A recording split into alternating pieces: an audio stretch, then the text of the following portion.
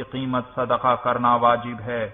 اسی طرح احتیاط کے باوجود عورتوں کے نقاب کا کپڑا ان کے چہرے کو کچھ نہ کچھ لگ ہی جاتا ہے، لہذا دوران حج کچھ نہ کچھ صدقہ کرتے رہنا چاہیے تاکہ اس قسم کی کوتاہیوں کی تلافی ہوتی رہے۔ اگر کوئی کوتاہی نہ بھی ہو تو بھی حرم شریف میں صدقہ کرنے کا عظیم ثواب تو ملتا ہی رہے گا۔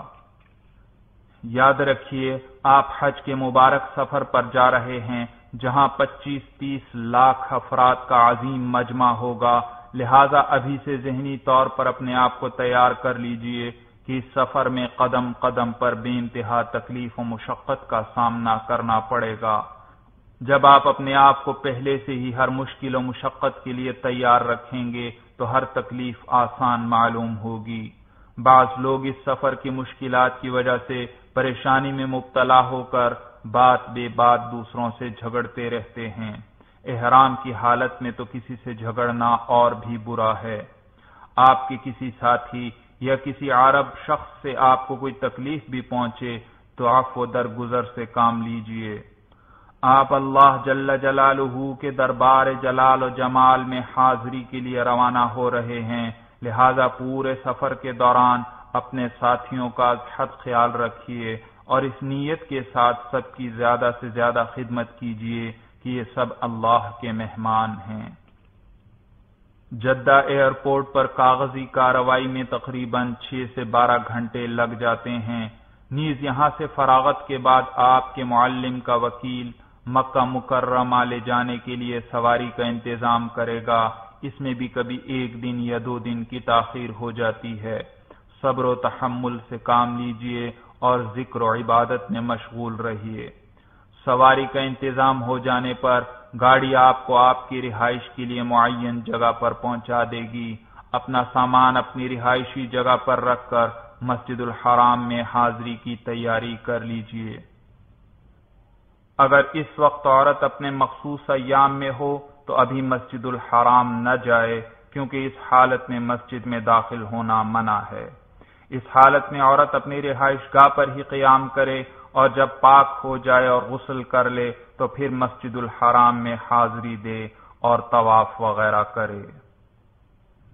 یاد رکھیے عام لوگ یہ سمجھتے ہیں کہ مکہ مکرمہ پہنچتے ہی فوراً مسجد الحرام میں حاضری ضروری ہے، مگر یہ درست نہیں۔ اب آپ کو خانہ کعبہ کے پاس حاضری اور طواف و سعی جیسی عظیم نعمت حاصل ہونے والی ہے، لہذا ضروری ہے کہ طبیعت میں اطمینان اور نشاط والی کیفیت ہو تاکہ ذوق و شوق سے یہ افعال سر انجام دیے جا سکیں۔ چنانچہ اگر مکہ مکرمہ پہنچنے کے بعد بہت تھکن محسوس کر رہے ہیں یا طبیعت ٹھیک نہیں ہے تو اطمینان سے اپنی رہائش گاہ پر آرام کر لیجئے اور تھکن دور ہو جائے تو پھر مسجد الحرام میں تشریف لے جائیے۔ مسجد الحرام میں یا کسی مسجد میں جب بھی داخل ہونے لگیں تو اعتکاف کی نیت بھی کر لیا کیجئے۔ اس طرح جب تک آپ مسجد میں رہیں گے آپ کو اعتکاف کا ثواب بھی ملتا رہے گا۔ جب بیت اللہ پر پہلی نظر پڑے تو 3 مرتبہ اللہ اکبر لا الہ الا اللہ کہیے اور راستے سے ہٹ کر ہاتھ اٹھا کر خوب دعا مانگیے۔ یہ قبولیت دعا کا خاص وقت ہے۔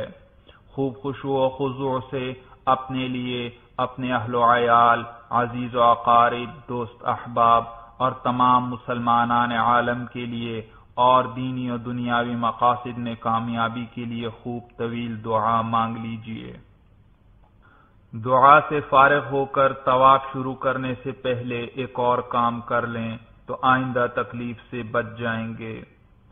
بے انتہا ہجوم کی وجہ سے حرم میں ساتھی ایک دوسرے سے جدا ہو جائیں تو بڑی پریشانی کا سامنا کرنا پڑتا ہے، لہذا ابھی سے کوئی جگہ ملاقات کے لیے متعین کر لیجئے۔ مسجد الحرام میں کوئی نمایاں سے علامت مقرر کر کے ساتھیوں کو بتلا دیجئے کہ طواف کے بعد اس مقررہ نشانی کے پاس تمام ساتھی اکٹھے ہوں گے۔ خصوصاً آپ کے ہمراہ اگر خواتین ہیں تو ایسی کوئی جگہ متعین کرنا ضروری ہے، ورنہ بعض اوقات ایک دوسرے سے بچھڑنے کی صورت میں ناقابل بیان تکلیف کا سامنا کرنا پڑتا ہے۔ اب طواف کی تیاری کر لیجئے، وضو نہ ہو تو وضو کر لیجئے، وضو کے بغیر طواف صحیح نہ ہوگا۔ پھر احرام کی چادر کو اس طرح لپیٹ لیجئے کہ دایاں کندھا کھلا رہے، جیسا کہ اس تصویر میں دکھایا گیا ہے۔ اسے اضطباع کہا جاتا ہے۔ بعض لوگ شروع سے ہی اس طرح چادر اوڑے رکھتے ہیں اور نمازیں بھی اسی طرح ادا کرتے ہیں، حالانکہ اس طریقے سے نماز ادا کرنا مکروہ ہے۔ یاد رکھیے، اضطباع یعنی دائیں کندھے کو کھلا رکھنا صرف طواف کے 7 چکروں کے دوران کیا جائے گا، اور ہر طواف میں بھی نہیں، بلکہ صرف اس طواف میں جس میں احرام باندھا ہو اور اس طواف کے بعد سعی بھی کرنی ہو۔ سعی کا ذکر آگے آ جائے گا۔ آئیے اب طواف کا طریقہ اچھی طرح سمجھ لیجئے۔ اس تصویر میں خانہ کعبہ کا قریبی منظر دکھلایا گیا ہے، جس میں بیت اللہ کا دروازہ دکھائی دے رہا ہے۔ دروازے کے ساتھ ہی خانہ کعبہ کے کونے پر حجر اسود نصب ہے۔ حجر اسود سے ہی طواف کی ابتدا کی جاتی ہے اور اسی پر طواف کا اختتام ہوتا ہے۔ طواف کا طریقہ یہ ہے کہ طواف کی نیت کر کے حجر اسود کی سیدھ میں آ جائیں، بیت اللہ کی طرف رخ کر کے کھڑے ہوں، اور جس طرح نماز کی ابتدا میں تکبیر تحریمہ کے وقت کانوں تک ہاتھ اٹھائے جاتے ہیں، اسی طرح طواف کی ابتدا میں کانوں تک ہاتھ اٹھائیں اور بسم اللہ اللہ اکبر وللہ الحمد کہیں۔ اس کے بعد حجر اسود کا بوسہ لیا جاتا ہے اور پھر دروازے کی جانب چلتے ہوئے بیت اللہ کے گرد 7 چکر لگائے جاتے ہیں، اور ہر چکر کے اختتام پر حجر اسود کا اسی طرح بوسہ لیا جاتا ہے۔ جب 7واں چکر پورا ہو جائے اور حجر اسود کا بوسہ لے لے تو یہ ایک طواف مکمل ہوا۔ ہر طواف کے بعد 2 رکعت نماز پڑھنا واجب ہے۔ خانہ کعبہ کی ایک اور تصویر جس میں حجر اسود دکھائی دے رہا ہے۔ سرخ لکیر کے ذریعے حجر اسود کی سیدھ کی وضاحت کی گئی ہے، جبکہ نیلی لکیر کے ذریعے طواف کرنے والے کا رخ بتلایا گیا ہے۔ بے انتہا ہجوم کی وجہ سے حجر اسود تک پہنچنا چونکہ نہایت مشکل کام ہے، نیز اس سے دوسرے لوگوں کو بھی تکلیف ہوتی ہے، لہذا بہتر یہ ہے کہ دور سے ہی حجر اسود کی سیدھ میں کھڑے ہو کر دونوں ہاتھ اٹھا کر ہتھیلیوں کا رخ حجر اسود کی جانب کرتے ہوئے بسم اللہ اللہ اکبر وللہ الحمد کہہ کر پھر ہاتھوں کو چوم لیا جائے۔ پھر ہر چکر کے اختتام پر بھی اسی طرح بسم اللہ اللہ اکبر وللہ الحمد کہہ کر ہاتھوں کو چوما جائے۔ خلاصہ تفصیل یہ ہوا کہ طواف کے شروع میں 2 مرتبہ بسم اللہ اللہ اکبر وللہ الحمد کہا جائے گا۔ پہلے دونوں ہاتھ کانوں تک اٹھا کر بسم اللہ اللہ اکبر وللہ الحمد کہا جائے گا، اور پھر دونوں ہاتھ سینے کے لگ بھگ اٹھا کر بسم اللہ اللہ اکبر وللہ الحمد کہا جائے گا، اور پھر ان ہاتھوں کو بوسہ دیا جائے گا، جبکہ ہر چکر کے اختتام پر ایک ہی مرتبہ دونوں ہاتھوں کو سینے کے لگ بھگ اٹھا کر بسم اللہ اللہ اکبر وللہ الحمد کہا جائے گا، اور پھر ان ہاتھوں کو بوسہ دیا جائے گا۔ آج سے کئی سال پیشتر لوگوں کی سہولت کے لیے سعودی حکومت نے حجر اسود کے سامنے اس کی سیدھ میں زمین پر سنگ مرمر کی سیاہ پٹی بنائی تھی۔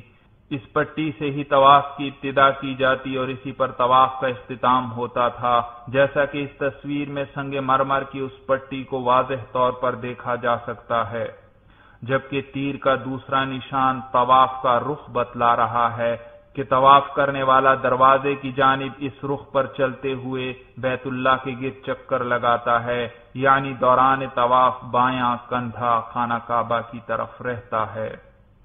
آج کل بعض مصلحتوں کی بنا پر سعودی حکومت نے حجر اسود کی سیدھ میں موجود سنگ مرمر کی اس سیاہ پٹی کو ختم کر دیا ہے۔ البتہ حجر اسود کی سیدھ بتلانے کے لیے سامنے کے برآمدے پر سبز رنگ کی ایک لائٹ نصب ہے، جسے اس تصویر میں دیکھا جا سکتا ہے۔ برآمدے پر نصب سبز لائٹ کی ایک اور تصویر۔ حجر اسود کی سیدھ میں ہونے کے لیے اس سبز لائٹ سے رہنمائی حاصل کی جاتی ہے۔ حجر اسود کی سیدھ میں آپ اس وقت ہوں گے جب آپ حجر اسود اور اس سبز لائٹ کے درمیان میں پہنچ